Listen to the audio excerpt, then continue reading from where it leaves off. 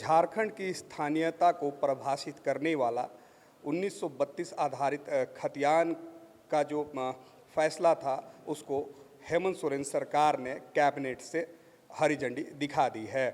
और इस वक्त झारखंड में कांग्रेस, जेएमएम और आरजेडी की सरकार है और कांग्रेस के ही नेता और लोहरदगा से पूर्व विधायक सुखदेव भगत जी हमारे साथ मौजूद हैं। हम उन्हीं से जानेंगे कि 1932 आधारित स्थानीय नीति परिभाषित करने वाला जो ये फैसला है वो झारखंडियों के लिए कितना कारगर होगा।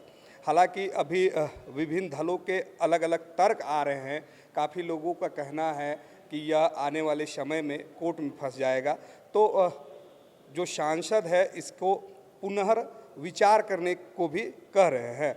मगर सुखदेव भगत जी इसको किस तौर पर देखते हैं, यही चीज़ आज हम जानेंगे। दादा, ये जो 1932 आधारित खतियान की जो परिभाषित करने वाली नीति अब बनने जा रही है, इससे झारखंडियों को क्या लाभ मिलेगा? मैं समझता हूँ, एक बात मैं कहना चाहूँगा, ये कहीं न कहीं ये हमारे पहचान, अस्मिता की ये लड़ाई है और 1932 का खतियान जो है ये सबसे बड़ा आधार है। और ये पूर्णतः संवैधानिक भी है।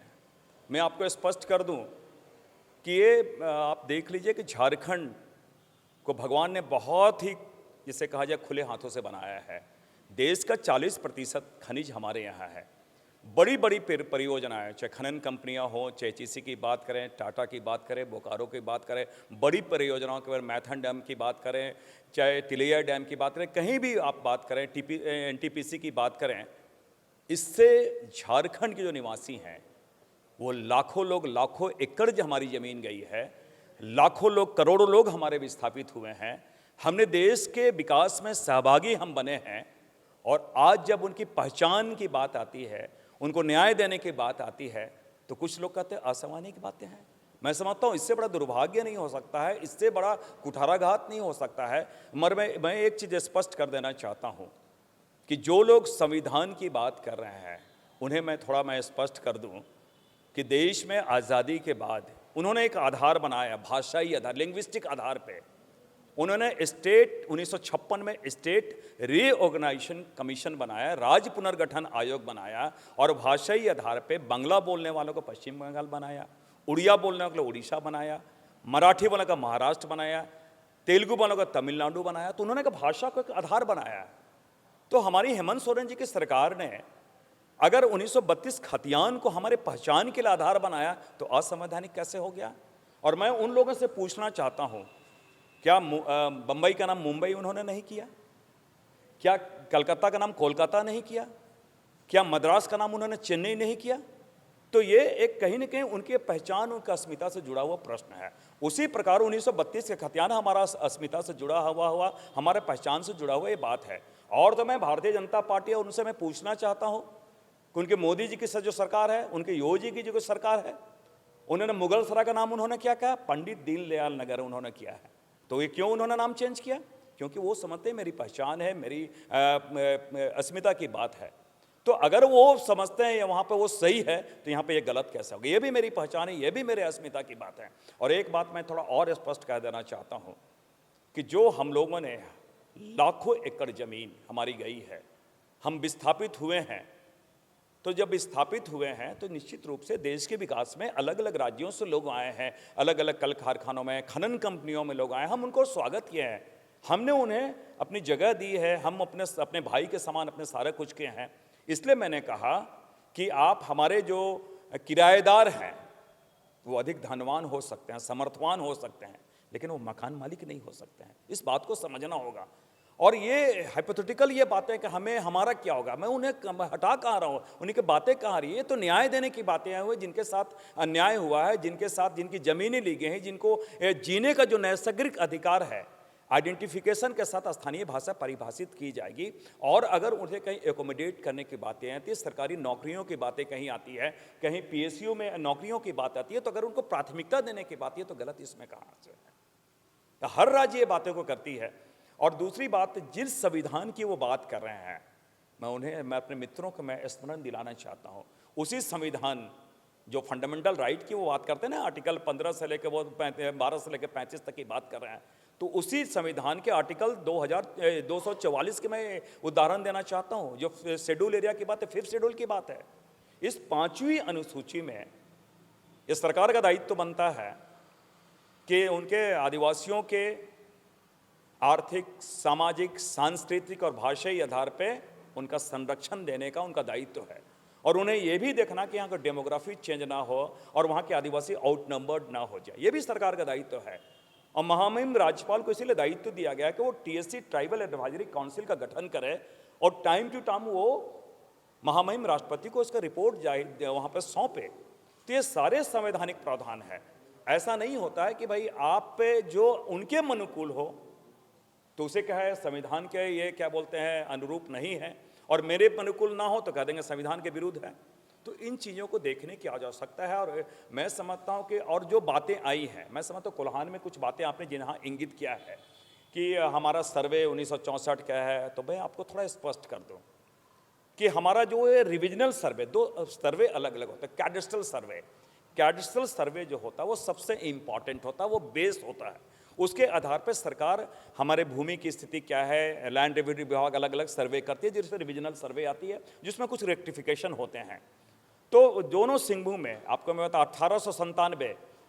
1897 और 1906 में वहाँ पर कैडेस्ट्रल सर्वे हुआ, बाद में 34 में फिर वहाँ सर्वे हुआ है। तो इस प्रकार की चीज़ें चलती रहती हैं। और ये आपने देखा होगा मंत्री परिषद के संलेख में बहुत स्पष्ट है कि जिनका नाम 1932 के पहले उनके पूर्वजों का नाम होगा और जिनका नाम नहीं होगा, जो भूमिहीन होगा, तो ग्राम सभा क्या है, लोकतंत्र का एक छोटी इकाई है।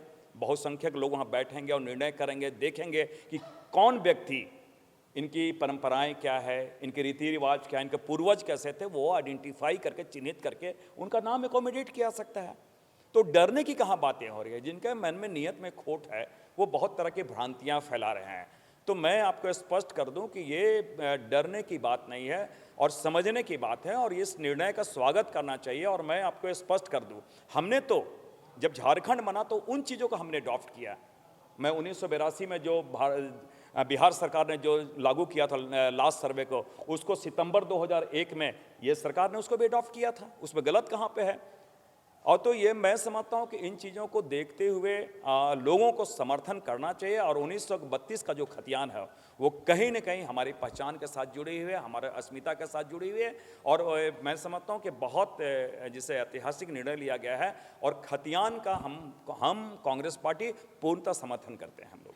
सर, बोकारो में कई ऐसे विस्थापित गांव हैं, ना तो वहाँ पंचायत है ना तो नगर निगम है। अगर बात आती है कि उनका जो स्थानीयता तय करना ग्राम सभा को है, तो फिर उनका क्या होगा? निश्चित रूप से मैंने कहा कि आपने देखा होगा कि ये संलेख अभी मंत्रिपरिषद ने संलेख पास किया है, अभी अधिनियम आया नहीं है।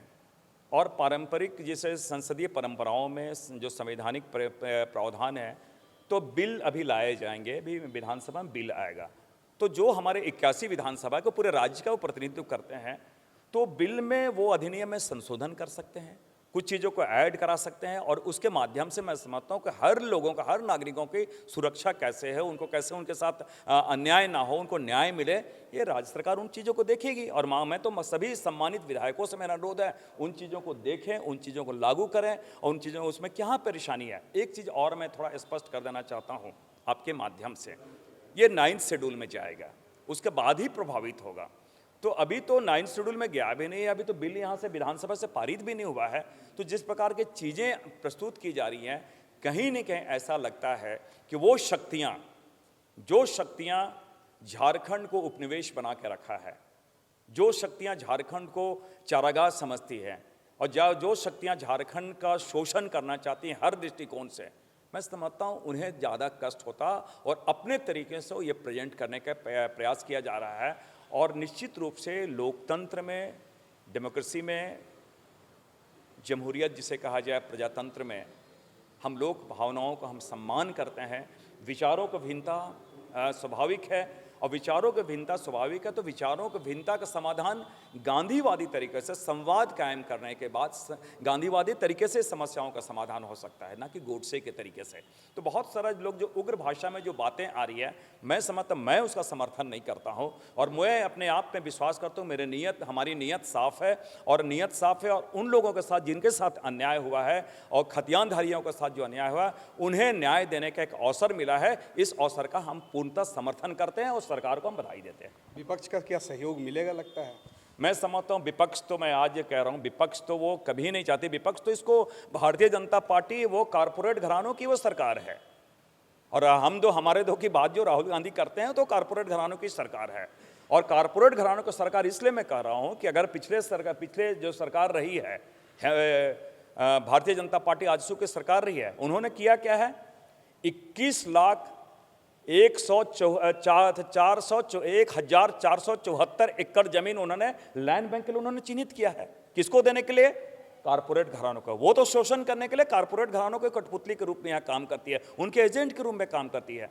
तो मुझे नहीं लगता कि विपक्ष हमें सहयोग करे, लेकिन मैं बावजूद इसके मैं आशा करता हूं कि जनहित में, लोगों के हित में, जो वैसे लोग जिनके साथ अन्याय हुआ, विपक्ष का भी दायित्व बनता है, नैतिक दायित्व बनता है कि वो इस जो अधिनियम जो हम विधानसभा में प्रस्तुत होगा उसका सहयोग करें, और उसमें अगर कुछ चाहते हैं कि उसमें संशोधन हो तो उसके माध्यम से संशोधन दे, और 9th शेड्यूल में पास कराने में वो सहयोगी की भूमिका निभाएं। बिल्कुल।